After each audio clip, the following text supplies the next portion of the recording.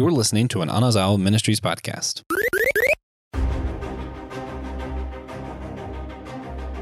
This is going to physically pain me to say, guys, but today we're covering something that's almost 30 years in the making. What's up, everybody? Welcome back to Systematic Geekology. I am one of your priests to the geeks. I am Joe, and covering this spooky spectacular today, I am joined by the one and only TJ. What's up, buddy? Nothing much, Just got done. Well, not just got done working. Last night, just finished watching my new favorite Halloween movie that I specifically watched on October 5th. Yeah. I think that's safe to say. So this movie, right, that we covered the first one. We talked about it. It is among the pantheon of timeless classics. And so you look at something like a Hocus Pocus 2, this is one of those movies that you almost watch like you'd watch Car Crash TV, right? Because you talk about something that has been rumored and talked about for measuring in almost decades. And you see so many of its contemporaries that are these extended sequels to franchises, to very cult classic films that really tend to not go well, right?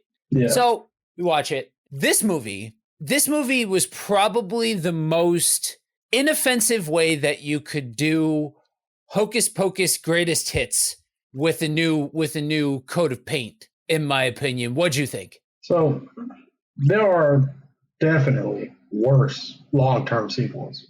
Oh, yeah. Definitely. I had fun watching Hocus Pocus 2. I did. I watched it with my roommate. We thought, some scenes actually hilarious. Yeah. Mostly the ones that involved sudden physical violence, because we're dudes. And that's funny. But also, could have been worse. It could have been better.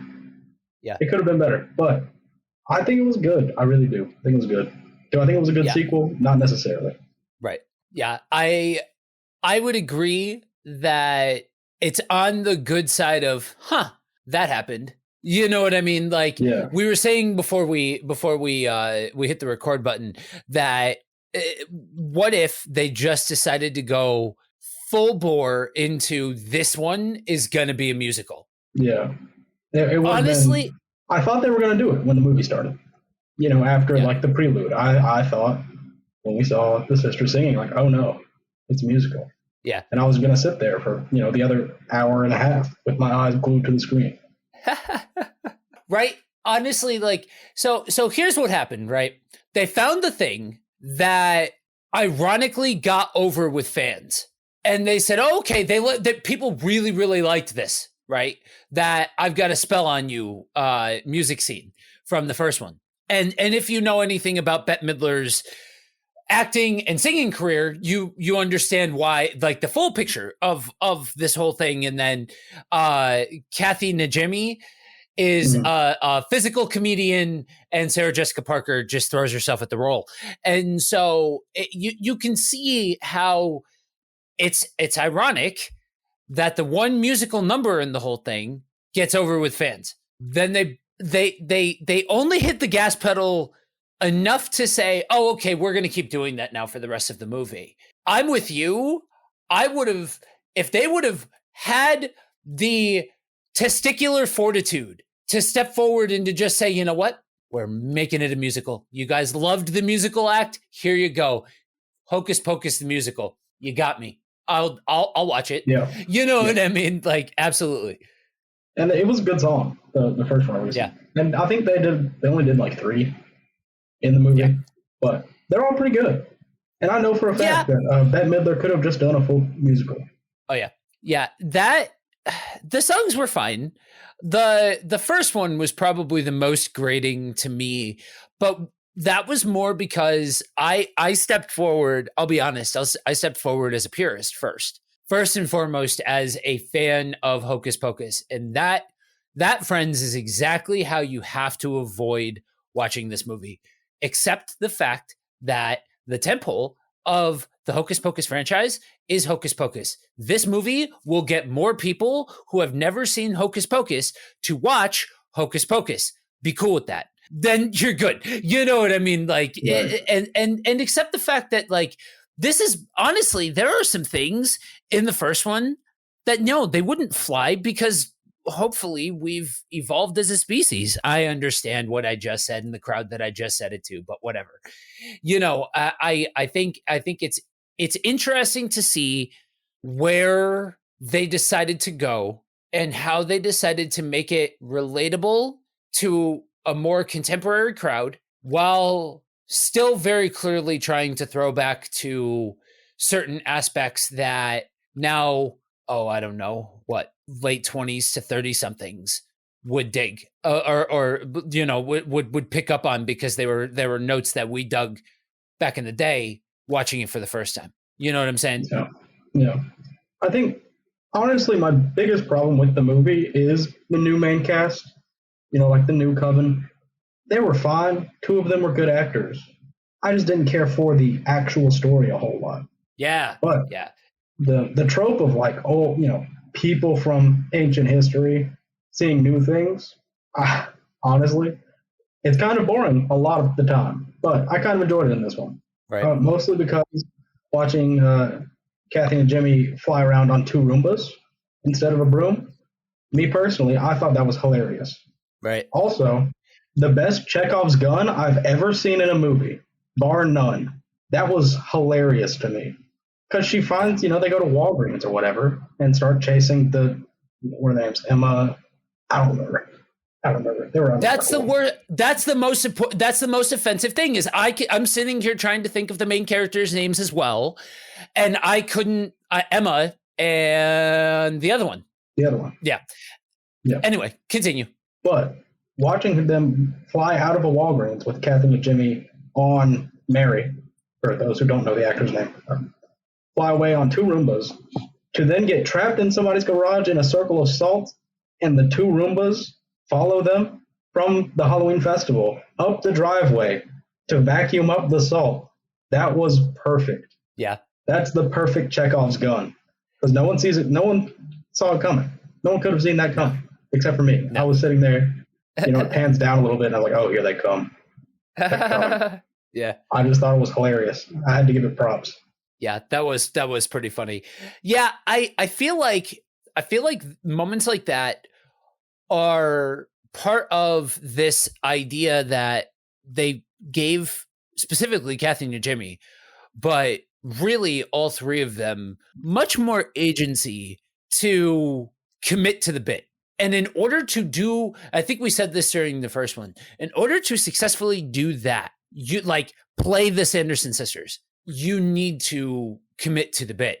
And in order to now have established and had, again, almost 3 decades worth of fans looking to what else do you do with these characters, your back is against the wall. You have to commit to the bit.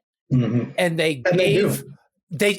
do. And they specifically gave her the agency to do more than just like that kind of sound-based, physical-based comedy, but having more personality on top of still being a very physically funny person. Who else is going to be trying to, be very obviously in a soundstage, but like pretending to be floating on Roombas and be able to get away with it 100%, like just absolutely sold the bit.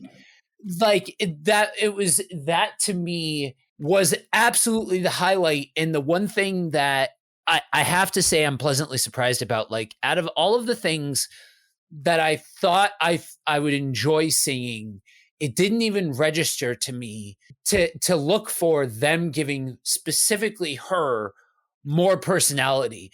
And she took advantage of every single second of it. Mm-hmm. They all did. They all got a lot more time. We got a lot more time with the Sanderson sisters because even the prelude of the movie, the prologue, not prelude, that's technically different, but it's all about them, how they became witches. Yeah. But it's also funny because they only got blamed for that fire because of the spider. Yeah. which, I mean, they did cause it, but they don't know that they caused it. Right. They think it was the spider's fault. They just did the spider thing. I thought that was funny, but, not because of the movie. Yeah. I would have to rewatch it to know whether or not, because at first I'm like, dude, you don't need to show me how the sauce is made. I don't need a backstory. I don't need to know where the Sanderson sisters came from. I just need more hijinks and all of that kind of stuff. Again, I was approaching it from the wrong mindset. So I would have to rewatch the entire thing to really figure out whether or not I appreciated that portion of the movie.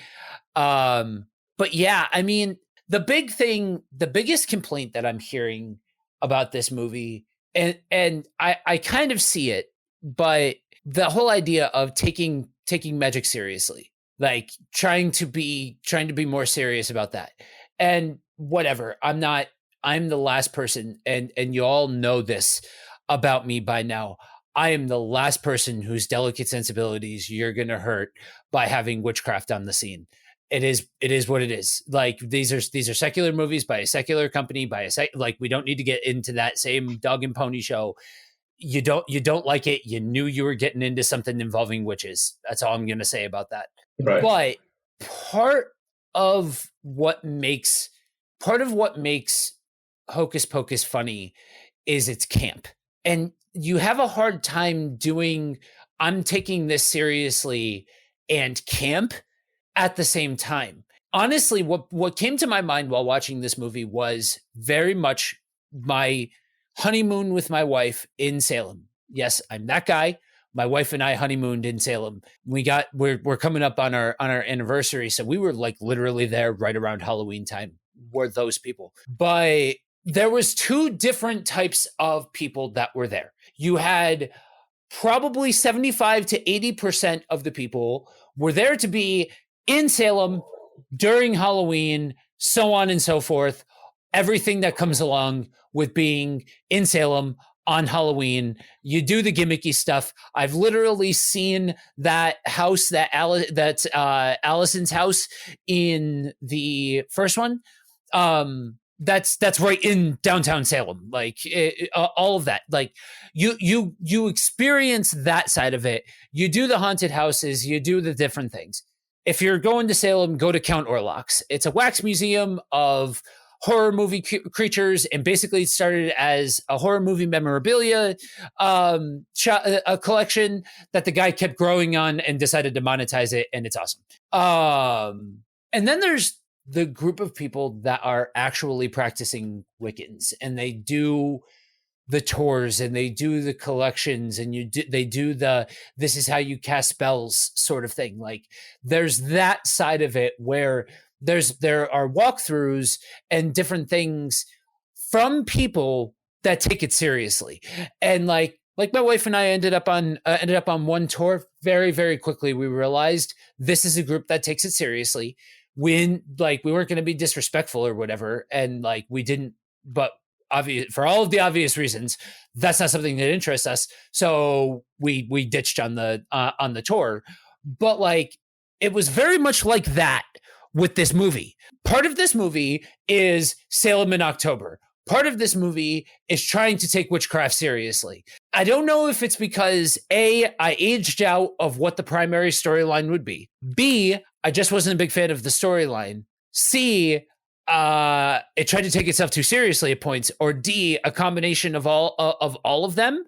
I can see the argument up until the point where you're getting up in your feelings about watching a movie centered around three witches and then get upset at there being witchcraft.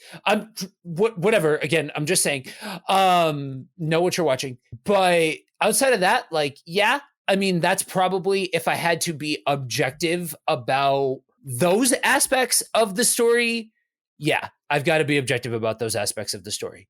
That being said, see entire like first 13 minutes of the conversation of just talking about how it leaned into all of the ridiculousness that it needed to lean into in order to be a sequel to Hocus Pocus. Right. You should see the movie. The movie was worth watching. Definitely. Yeah. Also, all in all, I would agree with that. I thought it was funny. Gilbert, kind of like the pseudo antagonist. Spoiler alert, by the way. This is a review of Hocus Pocus 2. If you're mad that I spoiled you, that's your fault. But also, I apologize. It kind of gets at those people who are like, oh, they were just misunderstood. They weren't that bad. Because his goal is to bring back the Sanderson sisters because they were misunderstood. Right. And they come back and they start trying to eat children because that's their goal. That's like the thing that they're trying to do. They're trying to eat children. Like, yeah. At one point, they definitely do have 2 young children in their basement for consumption purposes. So, right. Gilbert was wrong, but Gilbert was wrong. They did, however, bring back Billy Butcherson. Yep. Fantastic side character. Love him. Yes. Very entertaining zombie. Talked way too much. Talk too much. That's, what are you? Yeah. What are you, Winifred? But he and Gilbert team up. It's a whole thing. The storyline gets a little messy, but it's still good. It's good. There are some great funny moments if you don't take it too seriously. And the only problem I actually had with it was, they tried to redeem the Sanderson sisters. Yeah. Which, I kind of felt for Winifred. She didn't realize she was going to lose her sisters. But the book knew, and the book tried to stop her. It's a whole, it's kind of heartwarming at the end. But also, I don't care. They're evil. They eat children. They did not redeem them. They definitely still eat children. Yeah. But me personally, I'm okay with the prologue, mostly because that witch was hot. I'll just leave that there. So, yeah, I mean, that's probably about where I would land. I guess the biggest thing about this is, and I'm not sure, it's a Herculean feat on their part because you want to go with greatest hits, but the big, part of Hocus Pocus' strength is it told a complete story. Mm-hmm. And yes, winked and nodded, but wasn't like, for those of you that don't know, just a little bit of educational moment for everybody. In these 2 movies, the term virgin is used a lot. Okay, in context, what a virgin would be in this case is somebody who's never been used for any kind of ritual. Not like piece of hair cut off, piece of like different things like that. That is what they would be. And the first one, it's funny, it's a wink, it's a nod, it's a whole thing. I understand. I was a 14-year-old boy too at one point in time. It's cool, I get it. But this one decided to just double down on the joke in such an obnoxious way to the point where it was like, okay, guys, like, come on, let's you are now assaulting the joke. Like, it is not, come on. And so funny. Well, you're a lot closer to 14-year-old boy than I am, so that's probably why. It was a funny line, and it was, the reason it was really funny was because technically he gave him the right answer. This 7-year-old kid said, "What's a virgin?" And Gilbert said, someone who's never lit a candle," which in context is correct. Right. Sort of. So yeah. But all in all, I say the same thing. Like, yes, I have to be honest about where this movie shines and where this movie absolutely does not shine. But after you watch this one, what you need to do is you need to go back and watch the first one. But what you do before you watch this one is you watch the first one, watch this one, and then go back and watch the first one, and then go watch Treasure Planet. Yeah. So, and that's it. Like I said, if you watch this through the lens of this will get more eyes on the first one, then it all comes out in the wash. Yes. Yep. I said it on purpose. There is in fact an R in Warsh, in case anybody was curious. So yeah, I mean, all in all, I would definitely give this one a passing grade. I think especially for being a long-term sequel, it did well. Yeah. it played it safe for most of the movie, and you know what? I can't fault it for doing exactly that. It's a good popcorn flick for the Disney Channel. Yep, that's exactly what it is. You just want to watch a movie. That's it. Nothing else. You can watch Hocus Pocus too. Yep. And you might enjoy it. I enjoyed it mostly. Yeah.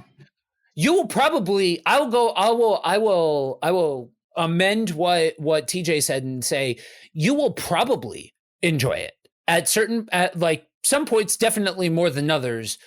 But I'd wager that if you can turn off your big brain for an hour and a half and just enjoy this movie, you'll enjoy this movie. Oh yeah, for sure. And if you do that, you'll get a great kick out of watching Bette Midler slap Sarah Jessica Parker silly. I thought that was hilarious. We had to rewind it and watch it again. Because, man, it just came out of nowhere. It really did. And again, like, you look at these three actresses and they just so doubled down on the part, like, if for nothing else, what I want to make, like, what I want to be conveyed from any of this is, yes, have your qualms with the story. Yes, have your qualms with whatever you want to have your qualms with, whatever. It's your choice. We all have a freedom of choice of what we dig and what we don't dig. But these three actresses deserve their roses because in the first one, they were not the main characters. The main characters were Max and his sister and Allison. Like they were the main characters. Don't get it or twisted. In this one, the sisters are the main characters and they carry this movie on their back. They deserve their roses for this performance. For sure. And two of the three main child actors, I thought, did a great job. But I don't like their storyline. So it's also completely 100% unrelatable to me. I'm a 23-year-old dude. Yep. So if you're like a high school aged female watching this with a tumultuous friend group, definitely check it out. There you go. Everyone else also check it out, but might not get as much out of it. Yeah. There you go. All right. Any closing remarks? They need to release a musical version. Yeah. Just a purely musical version. Also, I kind of don't want there to be a sequel. I do not want Hocus Pocus 3. I don't care how hard they tried to set it up. Yeah. Be done. I'll watch it at this point when it comes out because it will. But. Yeah. You don't speak those things into existence, dude. Like, no, I agree at this point. Like you did what you did, that movie. Thank you, ABC Family, for making that movie what it was. And all of those things, like we already covered all of the things about Hocus Pocus. So yeah, you know what? You cash in one time, you get the band back together. It's a good time had by all and a great entry point into watching the first one and making it all relatable for a new generation. Because if I sat in front of, Lord knows, dude, I sit and make 90s references now and half the people don't get them. Like that stuff isn't going to land for a current high school student. Growing up in the 90s, all of Hocus Pocus resonates with me, but that's not that we've aged out of that now. And so with something like this, I think you can safely say that with this one, you made it for a new generation and you started a thing, but you literally like killed them off and squared the circle and made it all done now. Okay, you had your one, you got your one, be done now. Like you're not going to catch lightning in a bottle. You've proven that now. You're not going to catch lightning in a bottle. Don't try for a third time. You saw the post-credits scene? Yeah, I don't want to talk about it, man. I put that in the same box as anything past the third Indiana Jones movie and anything past the first Ghostbusters movie. Rumors have been greatly exaggerated. Let's not talk about it. I'm just saying. There's another Black Flame candle. The cat knows where it is. Yeah. The cat's not Binks. Whatever. The cat's not Binks. And the fact that, but Hocus that's Pocus the only thing. Yeah. I don't know about all that. Anyway, I mean, I do know about that because Disney Plus is a thing and you've got to feed the machine and you throw enough zeros at the end of the paycheck for those three. And that's all really you need. And those child actors may or may not be in the third one, but all you need is the Sanderson sisters, and they've proven that, because literally, other than Billy, you didn't really see anybody else. Max, nothing. The kid, nothing. Allison, nothing. Binks, nothing. You know what I mean? Like, you have proven that the draw is the sisters, and they do it in a way, and Bette Midler's willing to be the front person in a way that allows for the Disneyfication, the further Disneyfication of the property, but no, like, we don't need this. You know what I mean? Nope. But I will say, if they wait 30 years and use the same 3 actors as the new Coven, I might be a fan. If it's 2053 when we get the next one, who knows? Yeah, I mean, I guess who knows? I don't want to think about 2053, but because that would put them in the same starting position as the original Coven. I'm just saying. Yeah. I see. Age. I see what you're saying, and maybe ask me again in 30 years and see if I actually I don't know. You figure I just don't see this one having the same kind of legs as the first one to be relevant in 30 years like the original was. What? They did avoid pop culture references, modern pop culture references. So yeah, you're not wrong. They did accomplish the same kind of timeless feel that the first one has. Yeah, they gave it as much longevity as they could while keeping it relevant to the modern day, which is a lot to say, because it's pretty tempting to just throw in some schlocky modern references and say, oh yeah, that'll be outdated in 4 months, but it's good now. They avoided that. Got to respect them for it. Yep, agreed. We'll see where it goes. Agreed. Probably nowhere. Yeah, and honestly, for sake of the sequel, because there's a lot of redeeming qualities about the sequel, as we talked about. For sake of the sequel, don't make more sequels like that. Not just for the sake of the first one, because the first one is such a movie that it will stay relevant. But for sake of this, let the second one breathe. You know what I mean? Like you created something that had 30 years worth of time for people to want it, and for that fever pitch to get here, and all of those kinds of things. That don't just start pumping it out like it's a franchise that you can do that to, because it'll lose its shine so fast. Right. I don't want this to like go Leprechaun's away. I don't want Hocus Pocus in space or Hocus Pocus 7. 2 is enough. I love it. I think I'll watch 3 when it comes out, because it's gonna, but 2 was enough for the record. Come back to here. I just want you to know all of those references that you just made my 90s horror head heart very happy. Leprechaun in space, Hocus Pocus in space. I love it. That was a thing, guys. For those of you that don't know, there was a whole generation of, you get past a certain point in horror movie sequels and you put your main character on a space station and call it a sci-fi flick. It happened. Look it up. Anyway, we hope you guys are enjoying your giant dose of the spoops this the spooky season, and ending off on any kind of recommendation. Go see the movie. Go see the first one. Go see the second one. Go see the movie. Any other recommendations before we rock out? If you want something that's just kind of vaguely terrifying, read the manga called Blame. All caps, exclamation point. It is fantastic. It is gorgeous. It is long, and the scale of the world is nearly unfathomable. Nice. And sci-fi, by the way. It is sci-fi.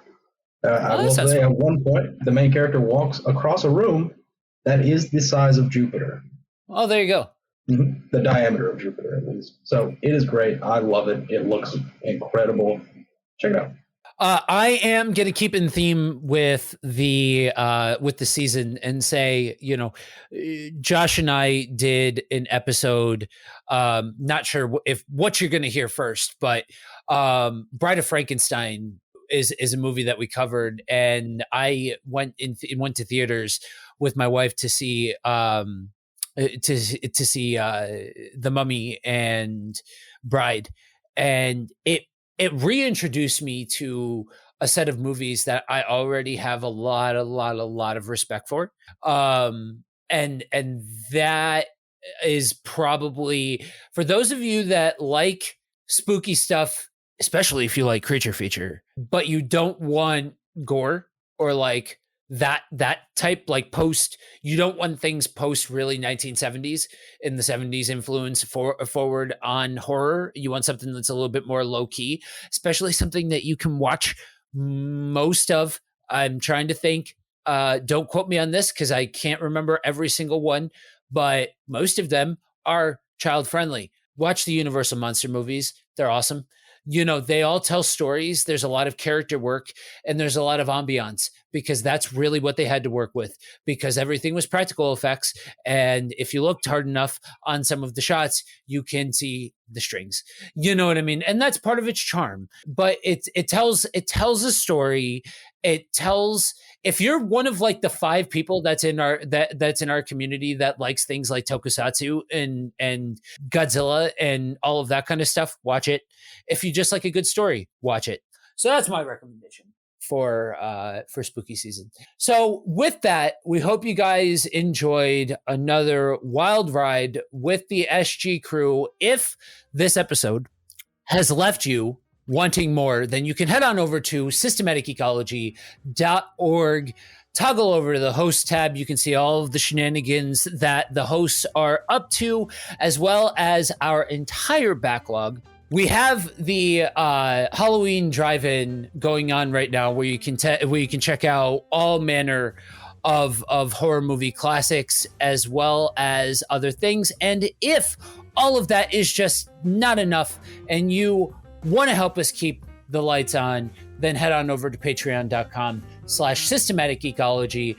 Josh and I literally just went an hour and a half talking about the Scream franchise, cutting it up about this, that, and the other thing, as well as monthly comic book catch-ups, other assorted goodies to be found over there as well. But remember, we are all a chosen people, a geekdom of priests.